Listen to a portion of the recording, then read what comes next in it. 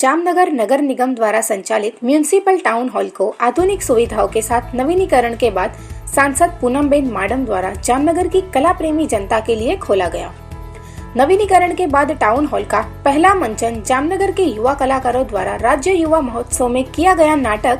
वेश अमारी व्यथा तमारी को प्रस्तुत किया गया, जिसको विरल रांझ के मार्गदर्शन में रोहित हरियाणी के निर्देशन में थिएटर पीपल द्वारा आयोजित किया गया है। हाल ही में इस नाटक वेश अमारी व्यथा तमारी को राज्य स्तर पर प्रथम स्थान प्राप्त कर पुरस्कार जीता है। जामनगर के इस थिएटर में राज्य स्तरीय पुरस्कार जीतने वाले युवा कलाकारों को सांसद द्वारा प्रोत्साहित और सम्मानित किया गया। उपरोक्त कार्यक्रम में सांसद पूनमबेन माडम, विधायक दिव्येश अकबरी, महापौर विनोद खिमसूरिया, आयुक्त डीएन मोदी एवं जामनगर नगर निगम के पदाधिकारी एवं कर्मचारी तथा जामनगर के लोग बड़ी संख्या में उपस्थित रहे थे। रिनोवेशन बाद नवनिर्मित थયેલ टाउन हॉलનું ઓપનિંગ થઈ રહ્યું છે, તેમાં અમારી સંસ્થા થિયેટર પીપલ જામનગરનું